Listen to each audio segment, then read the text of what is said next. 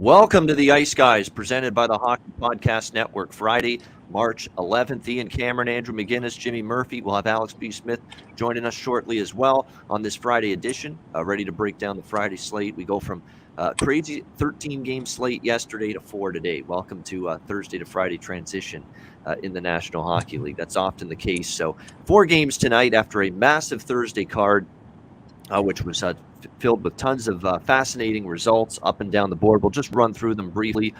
Boston with a 4-3 win against Chicago, which was a 2-0 sweep for me in that game with the Bruins team total over and the full game over. Both got home. Bruins 4-3 victory there in that one. Buffalo with the 3-1 win, ruining Jack Eichel's return to Buffalo. 3-1 Sabre victory. Couple of fights in that game. Very spirited contest. Obviously, Eichel's comments after the game, which everybody heard, and it was played over and over again. Definitely raised some eyebrows, saying it was the first time in 7 years that people came out to the building and made some noise. I guess it took me leaving for it to finally happen. So I think that's good. I mean, he's going to have a rivalry with the organization based on everything that went down. He's going to have a beef with them and a rivalry with them for probably the rest of his career. So, hey, why not start the rivalry and make a comment like that? That's nothing wrong with that. But what I have an issue is you say it after a bad game and your team's struggling, and even with you in the lineup, you've had issues winning, but they are banged up. They are shorthanded, and we'll get to Vegas later in the show because they're in action again tonight against Pittsburgh, back-to-back on the road for them. We saw Ottawa come back, hang on, I should say, to beat Seattle. Seattle rallied in the third, but Ottawa wins 4-3. Florida takes care of Philly 6-3. The offensive machine rolls along for the Panthers. Jets, a nice road win for them, 2-1 against New Jersey, who've been playing pretty well. A big 2 points. Every 2 points is big right now for Winnipeg as they try to get back in the playoff chase. What else did we see? The Blues take down the Rangers 6-2. People are going to look at that final score and say, what's wrong with Shesterkin last night? Relax. Not on Igor Shesterkin that game. If you watch that game, and that's the benefit of listening to me, as I watch a lot of each of these games, or as much as I can, and if I don't see them live, I'll watch the condensed highlights after the game. They were breaking down defensively left and right, the Rangers. Bad turnovers, sloppy play, odd man rushes, mini 2-on-1s, just no chance for Shesterkin on so many of those goals. Horrible game in front of him, and Gallant kind of called the team out after that because he thought they'd show better after the Minnesota loss. They didn't, so maybe circle Rangers maybe in a bet-on spot in their next game after what we saw from them last night. They're taking on Dallas Saturday, but Dallas playing well, but Rangers, Gerard Gallant not happy with that effort last night defensively against St. Louis. Hung their goalie out to dry, he said. After all the effort and all the games he's been there for us, we respond by being there for him like that or not there for him. So he was not a very happy head coach, Gerard, last night after that Rangers loss. The Islanders, 6-0 over Columbus, and the over cashes for me for the best bet on this show in the dying seconds, thanks to an Anders Lee power play goal. We'll take it. Islanders with the 6-0 win. Nashville beats Anaheim 4-1. Calgary Flames, I think a lot of us favored them a little bit in that spot yesterday against Tampa, even with Tampa losing to Winnipeg, and not easy to bet against them off a loss. But I did that, and I know a few of us did, and Calgary gets the win 4-1, a nice bounce back after losing to Washington. And San Jose comes back to beat LA in overtime 4-3. I did say I was concerned about that spot for LA off the road trip. And sure enough, the Sharks, despite their struggles, get the job done with the win over LA. And I'll leave the best for last, at least for me. The 2 games best for last. Minnesota, Detroit, an insanely entertaining game. 6-5 win for the Wild in a shootout. Almost a goalie fight. Mini line brawl, because it was just it wasn't like there was a ton of actual fights breaking out. It was more pushing and shoving and almost fights. And then, of course, Cam Talbot races down the ice to try to get after Alex Nedeljkovic, who got involved in that fracas. So incredible hockey game, Minnesota, Detroit. A lot of nastiness as well. Great stuff, entertaining. Although Leah Hextall, come on, your cousin Ron Hextall fought many times as a goalie. She sounded scared out of her mind calling that. Oh, look out.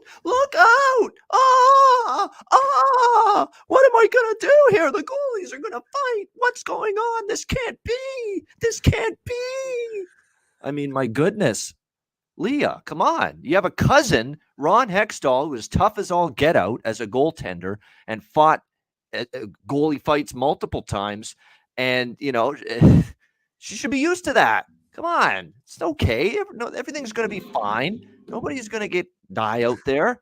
Everything's going to be fine, Leah. Calm down. It's all good. It sucks, Ian, because if anybody says anything bad about her, everybody thinks it's because she's a woman. No. But I know plenty of commentators that are female that I enjoy listening to. And same thing Beth with Mowins does a good job. TSN and all these people. So you can't say anything bad about her, though, because people will just say that you're, just attacking someone's gender. No, if she's good at the job, she's deserving of the job. And Leah's not terrible. I mean, a lot of people are harsher on her than me. Actually, she's just got to raise her tone a little bit in certain situations. Yeah. But she had another job beforehand, right? Yeah. She was more of an anchor, wasn't she? Yeah. So I think that's what's the difference. Yeah.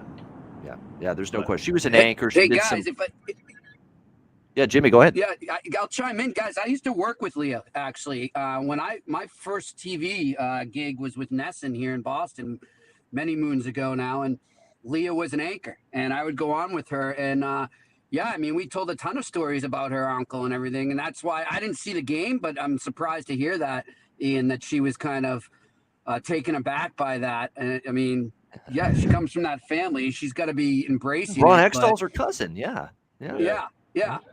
So, who knows? I think she's doing all right. I think you're right, Andrew, maybe that she's having a little bit of a tough time transitioning from anchor to play-by-play. And I see that with another friend of mine too. And I've had this discussion personally with him. So it's not like I'm talking behind his back or bad-mouthing him here. John Buccigross. I think John Buccigross is a great ESPN anchor. I love how he always includes hockey, even when they didn't have hockey on ESPN for so many years. But I haven't really enjoyed his play-by-play. I think he's still got a lot of work to do. So I think we're seeing it's a work in progress, especially on the ESPN side versus TNT. Yeah, it is. I mean, TNT set very nicely with Kenny and Brendan Burks, an up-and-coming young guy who's very, very good already. So there's no doubt that they've got a good crew.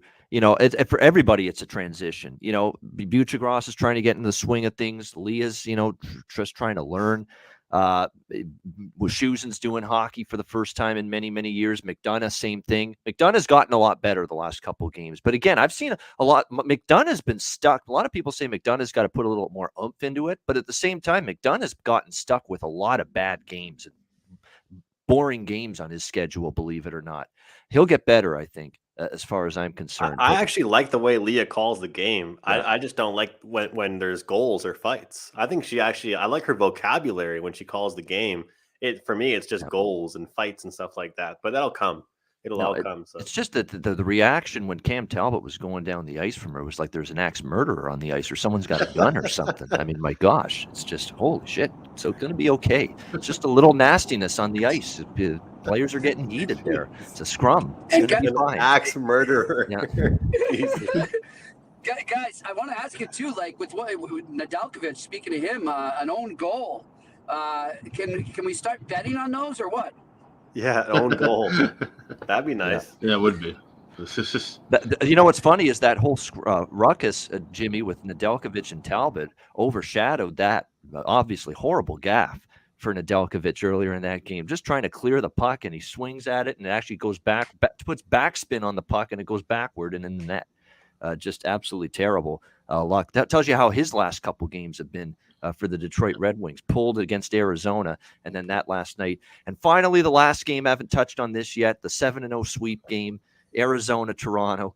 Oh, man, just in all my glory last night watching that unfold. Arizona first period team total, puck line, money line. Arizona full game team total, puck line, money line, full game over. 7-0. I mean, just terrific. I was stuck to my guns with that. Coyotes were live. They'd score in bunches, and they'd have a chance to win the game. It's exactly how it played out. And I got to admit when I'm wrong about something here, because I thought that if anything, the best period we'd see out of the Leafs was the first period, and boy, was I wrong there. So terrible start. Awful. Got to mention when you're wrong too, and I was dead wrong about that. Yeah, I mean, that Arizona, we're going to keep looking to back them. They got a little mojo right now, so it's been good to see. We got Alex with us now, Alex B. Smith. Alex, thoughts on the Thursday night and action is with an understatement that it was action on Thursday night. Yeah, it was incredible, and that's what you want from a giant card like that whenever it's a Thursday or Saturday or Tuesday. I was actually out watching the Wild and Red Wings game. Like I said, it was an ESPN Plus game, so I was at a bar and there was no sound. So it was kind of it was a bit entertaining to see the bar's reaction, of course, to when that near line brawl took place, and everybody was hoping that Talbot and Ned would throw down, but of course, the refs jumped in and stopped it. That was just a hell of a game to watch. I had that over. I hit a couple of in-game props for next to score, and those two teams. It's just a shame that they're not division rivals anymore because the two meetings they had, not just the last night, but the game they had here in St. Paul, they were absolutely electric. And for whatever reason, Detroit really gets geared up and gets their offense rolling against the Wild. Obviously, for the Wild, it's an important 2 points for them, but still not the way you want to be playing games. You should not be going, 6-5 in a shootout against Detroit if you're trying to be one of the top teams in the Central Division or the Western Conference. So they still got things to correct, but a fun game nonetheless.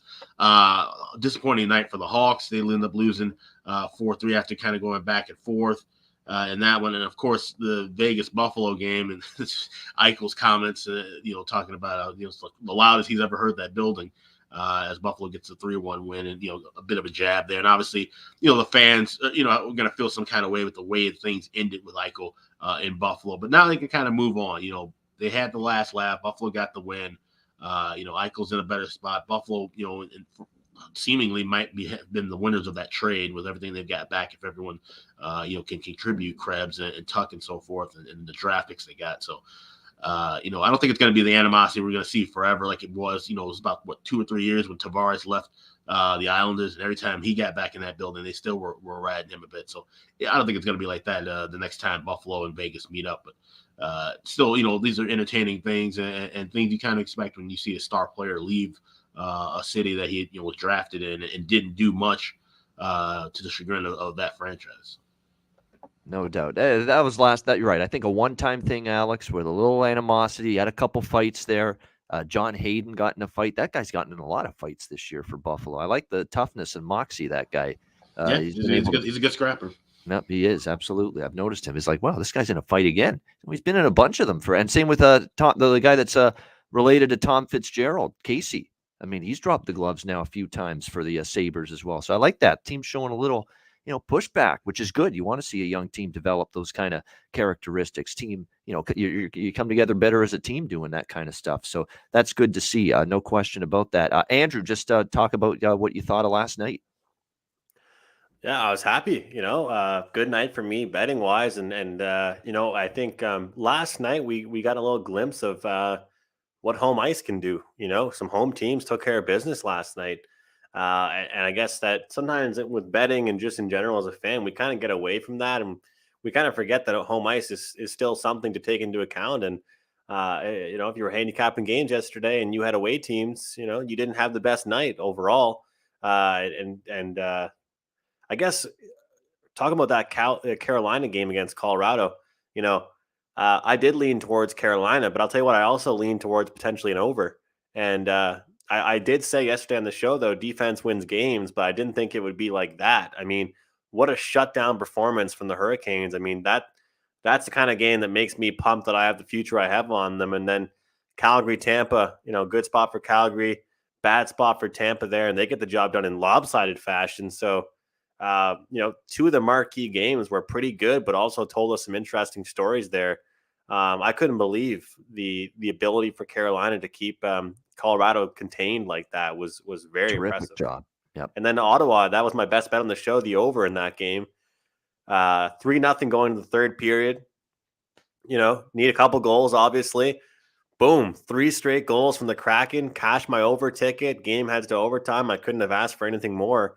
I was able to get actually live over 4.5 in that game as well. So I ended up cashing my pre-flop bet and that live bet. And so it was good. I mean, I'm telling you, when these teams go together, I mean, Montreal and Seattle tomorrow on the show, I'm going to be talking about it tomorrow again, but Seattle continues their East Coast road trip, they're going to allow goals again. And Montreal's their first game back, So all these situational spots with traveling, to me, always seem to lead to goals, whether it's early or late in the game. We're seeing goals.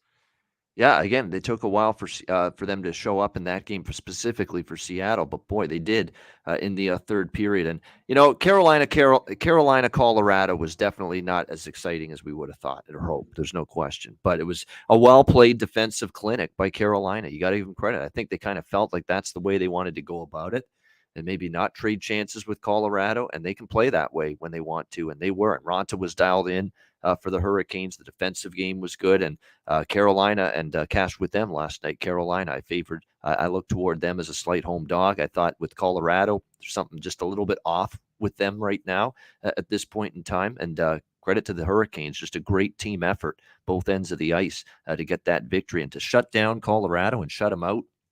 That's hard. That's difficult to do that. So that is a terrific win. No question. No sugarcoating it. Awesome win for Carolina. Jimmy, thoughts from last night? Excuse me, guys. Yeah, guys, I mean, you pretty much explained my thoughts. That's why we're good together. We think alike. But, I look at Carolina, and I think you're absolutely right, Ian, is that they went in there and said, look, we're not going to win a track meet with this team. We got to just play playoff, boring hockey. And I don't really care what the people think about it on TV or what they think in the stands. Our fans will be fine if we win the game, and that's what they did. And that was a playoff feel to it. And that, obviously that's the type of hockey we'll see in a couple months from now. But going around the league, though, I mean, other than that, I mean, there's a lot of goals getting scored around the league, guys. And I don't have the numbers in front of me, but I just feel like this week specifically has just been a very offensive week league-wide. I mean, the night we did the betcast, we had a lot of goals flying around. And then again last night, it seems to be more in these Tuesday, Thursdays that we're getting at. And it's great for us, but I think we're going to see it dwindle soon. I really do. I think that as we get closer to the playoffs, teams that are in contention like Carolina may start to try to shift gears and take a different approach. So maybe keep that in mind and see if a trend starts to grow as we get into late March and April, where they want to start to just get into that mindset for the playoffs. So I'm curious to see how that happens. And guys, the game I watched, I thought was, it's not really a betting thing, but it was pretty funny. Jack Ashan, the Bruins rookie defenseman, he scored his first NHL goal last night, but he was the guy caught back on the 4-on-1 in which Kane fed DeBrincat for the goal there to tie the game at 1. And I said, what are you thinking there? And he goes, well, first of all, I'm thinking that I love Patrick Kane. I grew up loving him. He's my boyhood idol. And I just don't know what I'm going to do. Well, starstruck. He was starstruck. And he said, but the one thing I'll remember is if I'm on the ice between those two players ever again, I'm keeping my stick down. That's the key there. Like, you're not going to have a prayer if you don't keep your stick down. But I thought that was pretty funny. No, that's good. And because now these kids are so young now that they're starting in the NHL that they remember watching Patrick Kane growing up. That's how long Patrick Kane's been around now. I mean, Patrick Kane's been around for 15 plus years now in the NHL. So now you got these. Who are you calling a kid, Ian? Yeah. You're talking to me. No, I mean, it feels like I'm old. I've seen basically the start and end of people's careers now in this league. Yep. That tells you you're getting old. I've seen them from the day one right till the very end, and I'm seeing their jerseys get retired, like a Henrik Lundqvist, for example. That's when you know you're getting old. You've been there for every game of this guy, and now his jersey retired. What are you guys talking about? How do you think I feel? We won't leave you out of this conversation, Jimmy. I'll tell you what, I'm going to feel old when Crosby retires, Jimmy. Because he was who I watched growing up. I watched him play for Rimouski. Yeah. I mean, I watched him play since he entered the league, and he was the beginning of my journalism career, basically. And now it's just like Patrice Bergeron. I mean, that guy we kind of correspond, we parallel each other in terms of how long we've been around the NHL. But yeah, it's interesting. And he said that too. He said, that was the guy of his generation. I think he must be about 22, Sean. And he actually grew up a Wild fan, but Kane was still his favorite player. Wow. That's cool. Yeah. I like that because a lot of players will say that when they grew up the player that was their favorite was on their favorite team.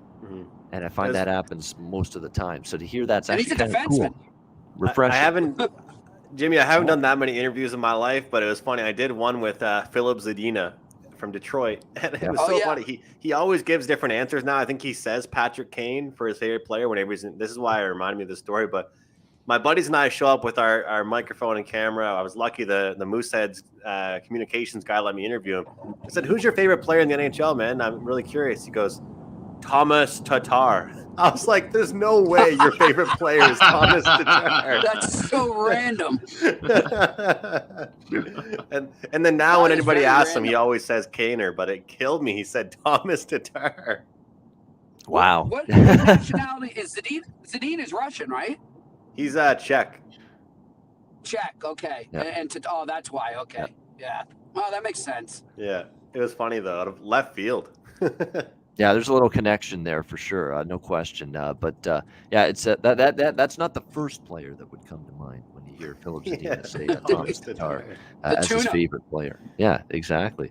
All right, there we go. Thursday's card. We spent a little more time talking. It was worth talking about, though. Last night was just an insane night of hockey. So good to recount it and talk about it. Lots of excitement, lots of action, lots of great games, crazy comebacks, almost a line brawl and a goalie fight.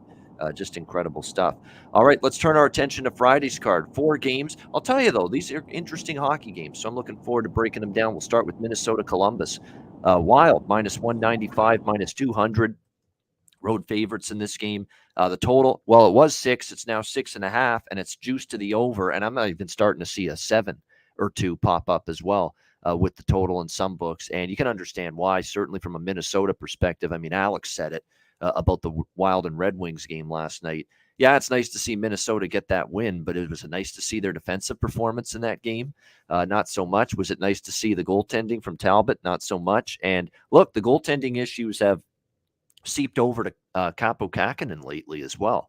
He has not been as good in recent starts for the Minnesota Wild. So Minnesota on the back-to-back here in Columbus. We'll see if they can tighten things up. We're waiting on them to do it. They haven't done it. By the way, they are 6-2 to the over in 8 games this year on the second night of back-to-back games. So that is the trend there with Minnesota. As far as Columbus is concerned, they got shut out and shut down completely by the Islanders last night, 6-0. They too are on a back-to-back, and they are 7-1 to the over on the second night of back-to-back games. So you pretty much know where this is headed for me from a betting standpoint. I do like over 6.5, -130. I actually took 6 overnight. I figured it was going to move. It did.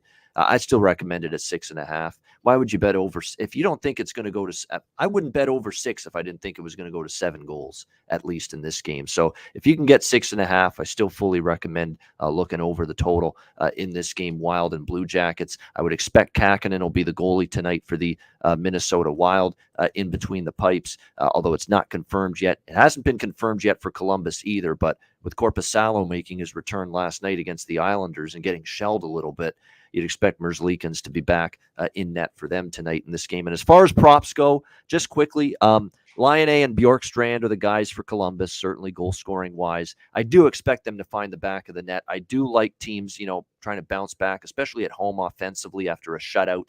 I think you will see Columbus find the back of the net. Minnesota should as well in this game. The players I'd look for toward the Wild are Fiala, Hartman. I'd look toward Eriksson Ek right now for Minnesota. He's starting to heat up. He's streaky. That's the one thing we know about Joel Eriksson Ek. He had a little bit of a stretch there where he was struggling, where he was cold. And the last couple of games, it started with that Ranger game earlier this week. He's really starting to light it up again and find the back of the net. So Joel Eriksson Ek as well for Minnesota. Definitely going to be looking at goals and points for him tonight. Alex, Minnesota, Columbus. Yeah, just reading it, and Terry mentioned in the chat that Columbus had some issues with their plane. They didn't even get back in town until pretty recently. So you add that to a back-to-back spot. That's never a good thing. And like I said, and coming off of a bad loss as well. You got Minnesota coming in off second night of back-to-back. And like I said, we talked about how the defense has just been helter-skelter. So this game screams over. I grabbed over 6 -$1.20 last night. I liked 6.5 at $1.15, but now, like I said, we've seen it spiral out of control up to 7. We're seeing $1.35, $1.40 with these 6.5. So like always, I'm going to advise everyone to wait and try to get this in game.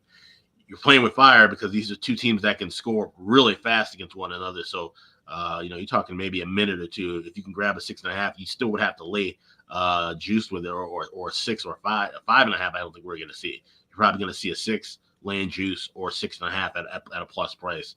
You might have to just go on and take that. But I feel confident enough that 6.5 should cash here. Doesn't matter who's in net right now with either one of these two teams. The offenses are rolling and the defenses just not have been showing up. So it's just a matter of how many, but I think we'll get at least 7 between both of them tonight. All right. Liking the over as well, Alex. Your KP, by the way, congrats. Yeah, I meant to say this earlier when we recapped last night. Arizona Buffalo, 2-team money line parlay for him, plus 955. Wow. Congratulations on that one. Great work finding that one out. I got a chuckle. Melissa saying the good thing about 3 a.m. feedings, of course, brand new mom, Melissa Cunningham, congrats again, is I was able to get a 6 with this total. No, you know what? I would have thought 3 a.m. feedings as a new mom would be some nice bonding time with your new little baby. But what am I thinking? How stupid am I? It's really about getting the good number in terms of this Minnesota Columbus total. That I kid, of course. I kid. But yeah, definitely. That is a good perk, though. I agree. You got a good number. If anyone got 6 on this, good on you. Andrew, what do you think? Wild Blue Jackets.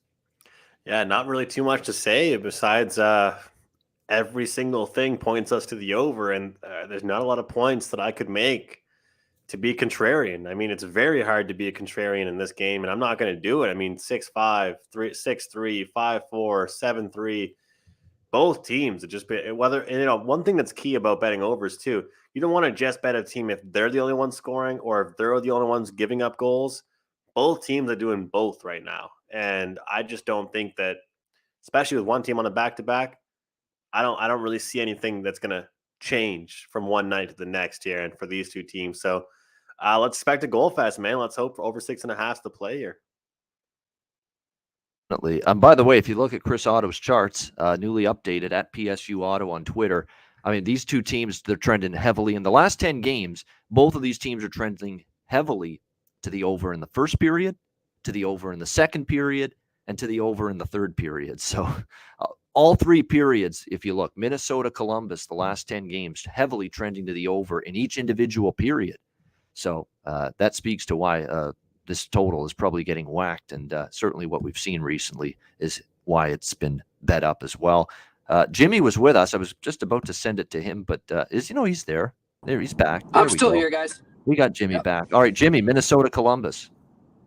Yeah, I mean, I'm right with you guys. Overs all around, and I'd be tempted to do the over in the first period, but just kind of shaking on the value there. But give me the over for the total game. Yeah. Oh, by the way, Terry Edelman's point, it's worth mentioning. Yeah, go ahead, Jimmy. Oh. Nope, that was my navigator speaking, not me. Oh, okay, there we go. Yeah, it's like Siri's. Be quiet, Siri, or Alexa, or all those stupid voices that you hear on these devices. Yeah, calm down now. But Terry, I want to mention his stat. Last 9 games in Columbus, all under 6.5 for Minnesota in Columbus. A lot of those, though, Tortorella days and previous coaches in Columbus. A lot better defensive teams for Columbus than this one. That definitely is what stands out about that stat. Not saying this can't stay under, but that's the thing that stands out about that stat. The past games in Columbus with these two, Columbus was a much better defensive team. They played a little tighter under Tortorella compared to Brad Larson right now. And even Minnesota, this is now probably the best offensive team Minnesota's had this year. And defensively, they've fallen off a little bit. Yeah. Yeah, I'd say it's probably the weakest defense of the last few years. Obviously, you look at, like I said, had some solid goaltending and usually a more kind of a closed down, shut down system that Minnesota's running. So they're way more up tempo with these two teams now than what we've seen in recent years. Yeah, no question about that. All right, Vegas and Pittsburgh. A pretty interesting matchup here. We got Pittsburgh minus 180 home favorites, 6 the total in this one. Penguins looking to bounce back after a tough game at home against Florida. 4-3, very solid effort from Pittsburgh. They didn't start that game well. They got those 2 quick goals. This was during our betcast on Tuesday night. Tied it up 2-2. Florida got 2 in the third, made it 4-2, and then Pittsburgh made it interesting late, but fell short, losing 4-3 to the Panthers. when you look at what Florida's doing though right now, it's not a terrible loss losing 4-3 to the Florida Panthers right now. Before that, they lost in overtime to Carolina 3-2. So 2 straight losses for Pittsburgh. This could be the get well spot, in my opinion, for the Penguins tonight. Vegas is going to need to get some guys back. I think we're starting to find that out. There's just too much artillery out of this lineup to expect them to ask them to compete and beat teams, especially good teams. I mean, you look at who's out. Leonard's out. Riley Smith is a huge loss. This was already a team that's struggling a little bit offensively right now. And now Riley Smith, you take him off that misfit line, as they called it in year 1 with this franchise, with Carlson and Marchessault. And it's a big blow for Vegas not having Riley Smith on the ice. And, of course, they're already missing Mark Stone. They're already missing Braden McNabb and Alec Martinez, 2 of their best shutdown defensemen as well. So it's just a very shorthanded group on a back-to-back on the road. And look, they lost to Buffalo and Philly. Now they're playing an even much better Pittsburgh team, and a Pittsburgh team that's not taking this game for granted probably after back-to-back losses. So I like Pittsburgh in regulation here around even money, plus 100, minus 105 in this one. I think they get the win. Vegas is just not a team I'm looking to back till they got bodies back. And it could be a letdown. Even though they lost the game, it was such a emotional thing for Jack to go back to Buffalo for the first time. This is a very tricky spot for Vegas. The rest advantage for Pittsburgh, 2 days off. Just a lot of things point toward the Penguins and Logan Thompson, by the way, in net, most likely for the Vegas Golden Knights here in this game. So probably a good situation, sitting on a good spot and a good effort, I think, the Penguins tonight. Alex, Vegas, Pittsburgh. This one's probably going to be a pass for me because I could totally see Pittsburgh winning this in regulation. Like you mentioned, it's a better spot for them than Vegas. Vegas being shorthanded and having to go with the third string goalie in Logan Thompson. But at the same time, I also feel like this could be a game where we see the draw come into play. Because of the fact that Vegas is so shorthanded, they want to try to slow things down. You've seen the last couple games, 3-1, 2-1 kind of battles, and Pittsburgh hasn't been super impressive. They have lost 5 of their last 8 games, albeit against better competition, but this still it's one that's just really kind of off my radar. I could see this being a 2-game going to overtime. I can see Pittsburgh winning this one 4-1 in regulation. So those 2 things conflicting. I'm just going to stay away from it. All right, it's a pass for Alex here. Andrew, Vegas, Pittsburgh. Yeah, I think the under's the play in this game here, despite the the goaltending depth kind of thing we're seeing here from Vegas. If they're struggling to score, and if you look at even Pittsburgh right now, besides that top line, their depth hasn't really shown up as much lately either. So I think that the under's the play here. I think Vegas isn't really looking to trade goals with anybody, and it's what I've always said, and Jimmy will agree with me too. We both like the defensive core of this Penguins team, so I think the under's the player. I agree with that. This would be an under. This was the one game. This is the one game I'm fairly confident could be the low-scoring game of the night, to be quite honest. Vegas and Pittsburgh. This might be your one game for sure that I'd feel if you're going to bet one under tonight, this is probably the game I'd do it. Jimmy, what do you think? Golden Knights, Penguins. Yeah, I mean, great point. Same here. I'm liking that under as well. And I'm not sure if I'll do it yet. It might be something I'll play later, but I like Alex's point about a draw possibly. I feel like Vegas is going to really want to come out and play really hard after last night and bounce back from that. Do I think they can pull off the win? No, but I think they're going to have a lot better showing than maybe a lot of people are thinking. And I like them to come out and play a strong defensive game. And like you said, Ian, Pittsburgh's been playing that way too. So give me the under. Yeah, the under makes sense. The draw is not a bad sprinkle because you're right. I think even though I like Pittsburgh to win, hopefully in regulation, I think it's a close game. I think it'll be a 1-goal, 2-goal margin, I would think, for Pittsburgh. Maybe they tack on an empty netter late. We'll see, but it'll be a competitive game. And Thompson hasn't been bad. Thompson was very good his last start, but I think it was San Jose, if I'm not mistaken, that he played. So this will be a little bit more of a challenge. But so far he's been solid for the Golden Knights. Logan Thompson. We'll see how he performs in his latest start here tonight. All right, Winnipeg Jets, New York Islanders. We've got the Islanders minus 125 home favorites here. 6 the total, shaded to the under in this game. Interesting matchup here. See how this one plays out. But as of right now, I'm kind of leaning to Winnipeg here, just simply because they've got a little momentum. A little, positivity on their side right now after back-to-back wins against Tampa. And the win against New Jersey is, that's a solid win with what the Devils have done lately. Devils just beat Colorado. They beat St. Louis on the weekend at home in overtime. It's not been easy to beat them in Jersey lately. Jets went in there with Eric Comrie in net, and Eric Comrie turned in a terrific effort. credit to him in net last night for the Winnipeg Jets. He was very good. We'll see if he can carry that over to this matchup tonight against the, well, actually it won't be him. It'll be Connor Hellebuck, but he was very good last night for the Jets. Hellebuck back in net tonight. Let's see if he figures it out here, Hellebuck, and can get back on track, because we've talked about this now a couple of times in a row when we've had the Jets on the show on the card, that Connor Hellebuck just hasn't been great lately.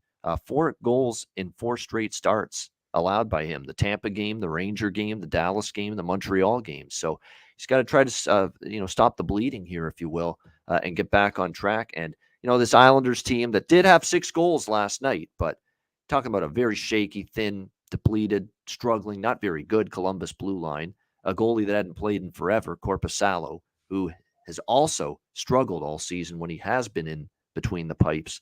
This will be a little bit different for the Islanders tonight. So we'll see if they can score. They might be able to, though, because the one thing about the Jets, they have had their issues defensively of late as well, trading chances, breakdowns in coverage, and then you top that off with Connor Hellebuck's rather mediocre play of late. So I do like Winnipeg here for a smaller bet, plus 105, and also for a smaller bet, the over. One more time with the Islanders. I got kind of lucky last night. Tom Petty style, you got lucky, babe. We got a little fortunate there with the Jets and the Islanders last night, the Islanders and the Jackets going over the total last night. Anders Lee with seconds left to give us the 6th goal in that game. So thank you to Anders Lee for that. But I think tonight you'll get both teams contributing to the scoreboard. If anything, the Islanders are going to have some offensive confidence.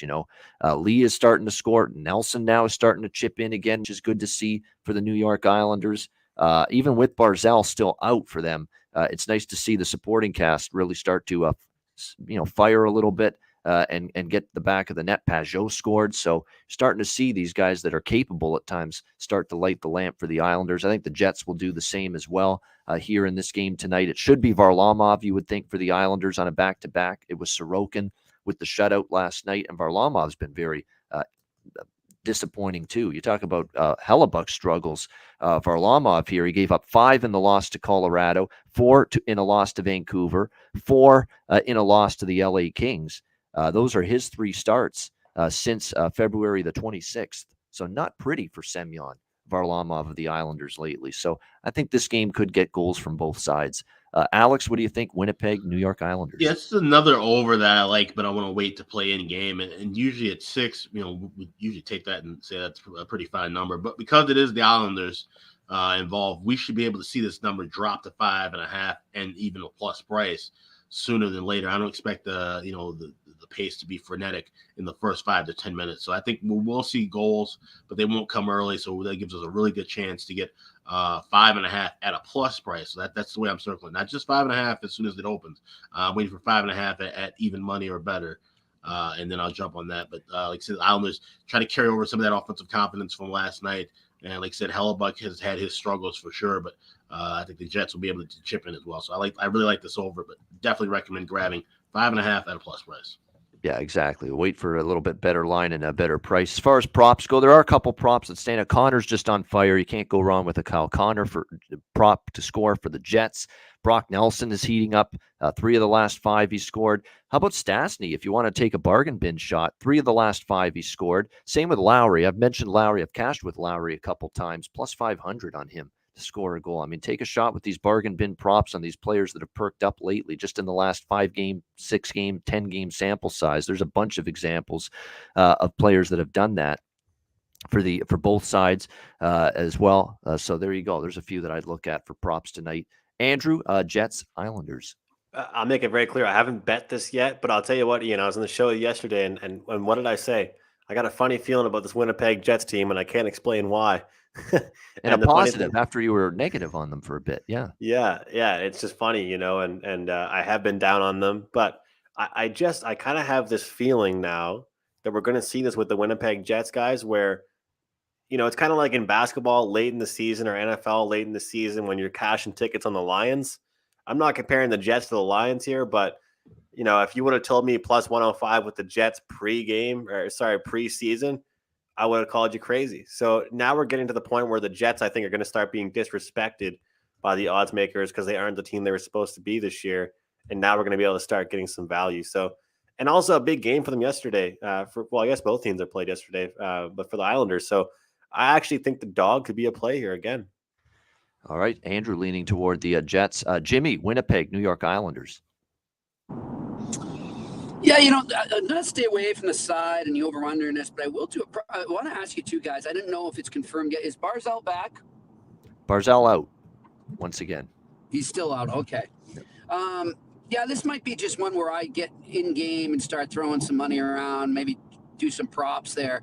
But I can see what Andrew's saying right now, and it just makes so much sense, right? Because here you are, you're just over a week from the trade deadline, and the Jets right now really, if you really think about it, they should be sellers. So it makes so much sense that they'll just piss everybody off and start winning right now, and they won't make the trades they should. So I can see where Andrew's coming from that point of view, but I'm going to just stay away from now.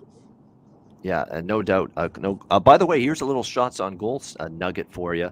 7 straight home games over shots on goal for Brock Nelson for the Islanders. So something to keep in mind there a little bit, that he's been going over that at home. So if you want to look at Brock Nelson shots on goal, I already like the goal scorer prop for him, because he's one of those players that's, like with so many, especially on this team, streaky, and the Jets will allow you to get your chances. We've seen that certainly from them as of late. So there's some props to look at for Jets and Islanders tonight. All right, final game of this 4-game Friday night slate. Washington Capitals, Vancouver Canucks. We've got Vancouver slight home favorites, minus 115. The total 6 across the board. Some 6.5s in a couple places, but mostly 6 with some juice for this total. It seems for me cut and dried, straightforward. Doesn't mean it's going to cash, but the decision to bet it is straightforward for me for over the total here. I mean, Vancouver 9 straight overs coming into this game. It's been remarkable to see this Canucks team. They've either scored a bunch or they've given up a bunch in every game during this 9-game over streak of theirs. 5-3, 6-4, 4-3, 7-2, 5-2, 7-1, 5-2, 7-4, 5-4. I mean, those have been the finals in all these Vancouver games. And a lot of these have been Demko. So everyone's talking Demko, and how good he's been. And he has been good. But, he also has been giving up 2 or 3 goals in the majority of these games. It's not like he's been pitching a shutout every single time or just held teams to 1 goal. And on the other side, you got Vancouver's offense lighting it up right now. They've returned home, and they put 5 against Montreal, albeit 1 empty net. So you could pretty much rather be more accurate, say they scored 4 in that game. 6 against Toronto to end the road trip, 4 against a stingy defensive-minded Islanders team. So when you look at this Vancouver squad, they're scoring right now. That's a big reason why they're 6-1. The only game they lost was the debacle involving Jarl Halak and the defense. It's not all on Halak that night. Defense was bad, but against that New Jersey where they got lit up in that tough spot. Other than that, they've won every game. I do lean Canucks here as well. Feels like a reasonable price at home, but I don't want to sell Washington short.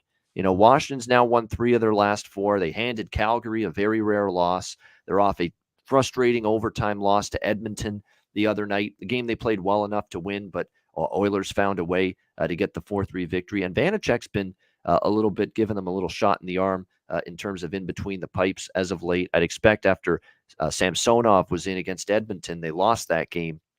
They'll probably go back to Vanacek here. So I know the goalies are capable, but Vancouver's going to give up chances, probably a few goals. They've done that mostly every game recently. They're going to score, I think, as well, because the numbers bear that out.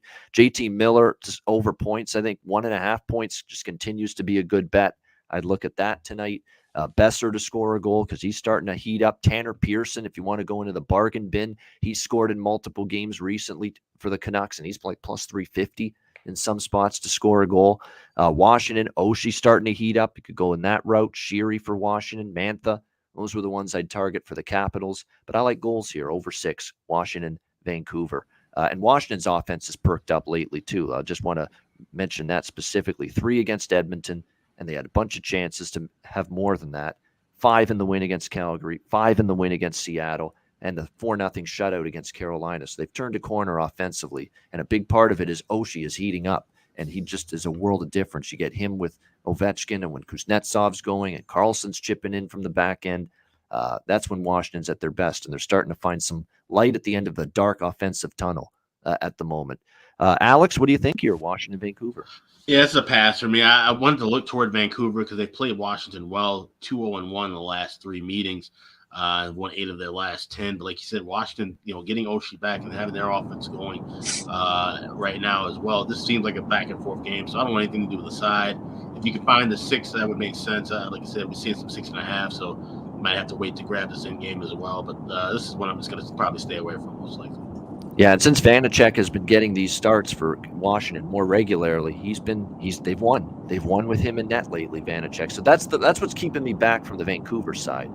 Lean Vancouver, but that's what's keeping me back from betting that side here. And the fact they had the day off after the Edmonton loss. It's not a back-to-back for them. They played Edmonton Wednesday, so not a bad scheduling spot on this road trip for Washington. Andrew, what do you think here, Capitals, Canucks? I know you don't always like when we do this, Ian, but it's the last game, so I'm going to spoil it. This is the best bet for me on the over here. Over 6, Capitals, Canucks. The Capitals prove that they don't give up. They play a full 60 minutes. That's one thing I have to give them credit for. Scoring with 0.8 seconds. I mean, this team doesn't give up. Vancouver, they're a very back and forth team. I think both these teams right now don't really maintain possession in the offensive zone. They're kind of counterattack teams.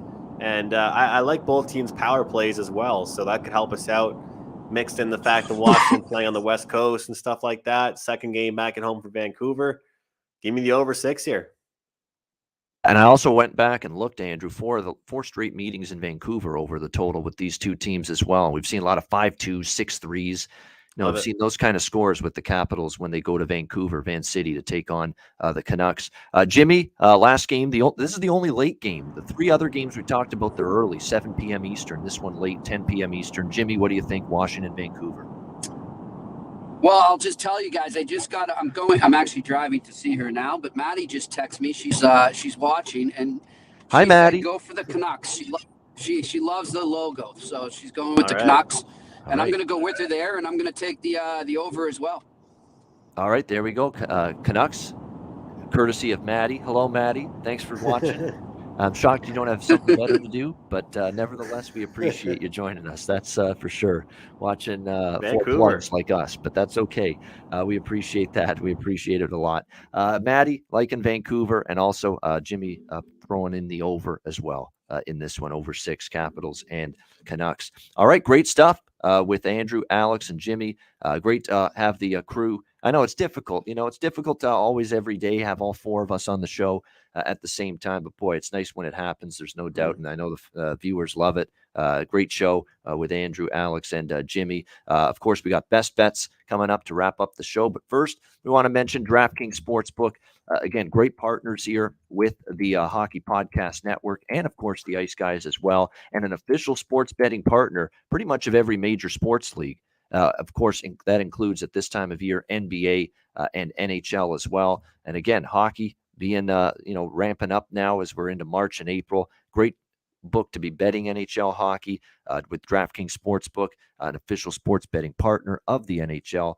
They have your shot to win big. New customers can bet just $1 on any NHL team and get $150 in free bets if they win. That's right. A bump in the win column for your team means free bets for you. If DraftKings Sportsbook isn't available in your state yet, you still have a shot to light the lamp. Everyone can play for huge cash prizes with DraftKings Daily Fantasy Hockey Contest. DraftKings is giving all new customers a free shot at millions of dollars in total prizes with their first deposit. Download the DraftKings Sportsbook app now. Use promo code THPN. Bet just $1 on any NHL team and get $150 in free bets if they win. That's promo code THPN at DraftKings Sportsbook, an official sports betting partner of the NHL. Must be 21 years of age or older. Restrictions apply. See DraftKings.com/sportsbook for details. A gambling problem? Call 1-800-GAMBLER. Download the DraftKings app, sign up for an account, and use the promo code THPN.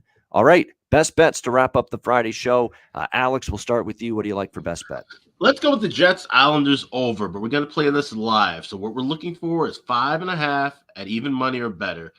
We should be able to see this if there's no score around the 15-minute timeout, so 5 minutes past in the game. That's what I'm recommending as a best bet. I know I usually don't do that often, recommend a live play, but I think that's the best spot on the board, honestly. Most of the things I think tonight you'd have to look at from a live point of view. That's kind of been the approach this whole week. So we're going to go with the live over, looking for 5.5 at even money or better with Winnipeg and the Islanders tonight. All right, there it is. Winnipeg, New York Islanders, a live over. Seeing if we can get a 5.5 and a better number and price in game for Alex B. Smith with his best bet. And he will be betting this too. So this is a bet. This is a best bet here for Alex with the Jets and Islanders over in game. Andrew, best bet. I spoiled it, but I think it's going to be a great game, exciting, and lots of goals with the Canucks and the Capitals tonight. All right, Washington, Vancouver, over 6 for Andrew with his best bet. And my best bet, which was lucky as shit to get there last night, Columbus and New York Islanders over 5.5 in the dying seconds. We get that 6th Islander goal to make it 6-0. Hopefully not as fortuitous tonight. Hopefully it's a nice, clean right side with the best bet for me tonight. Minnesota, Columbus over 6.5, minus 135 for my best bet. Again, it's still 6.5s with juice. Some books have moved to 7. See if you can shop around for the 6.5. Minnesota, Columbus over 6.5, minus 135 for my best bet. Oh, Jimmy's best bet. Jimmy, what do you like for best bet? I'm going to go with Maddie. Let's go Canucks. The Canucks on the money line. Turn right. There we go. Vancouver Canucks, minus 115. Actually, minus 110 in some spots. Shop around. You can get even money at a lot of spots. So Vancouver, minus 110 against Washington. Best bet for Jimmy Murphy. And that's a wrap for the Friday edition of the Ice Guys. We're looking forward to it. Weekend shows, of course, as usual, noon Eastern. We've got a guest with us tomorrow. Someone wanted to join us on the Saturday show, so we're going to bring them on, joining us, and Vito as well, of course, with his usual weekend spots. We've got former NHLer Brett McLean joining us Monday on the show, 2 p.m. Eastern. We're looking forward to that as well. And some more guests lined up in the weeks ahead. So great stuff on the way for the Ice Guys as we ramp up for the playoffs. Thanks to everyone for joining us. 172 live viewers in the chat. Hit the like button. We appreciate that. A reminder, the Ice Guys is live 7 days a week, Monday to Friday, 2 p.m. Eastern, Saturday and Sunday, noon Eastern. If you can't watch the show live, download the Ice Guys podcast in audio form on all major podcast platforms, Google Podcasts, Apple Podcasts, Spotify, Stitcher, and iHeartRadio. Download the Ice Guys podcast when you can't watch the show live. For Andrew McInnis, Alex B. Smith, and Jimmy Murphy, I'm Ian Cameron. Have a great Friday night. Enjoy the NHL action, and good luck. And we will talk to you again tomorrow on Saturday for another edition of the Ice Guys presented by the Hockey Podcast Network.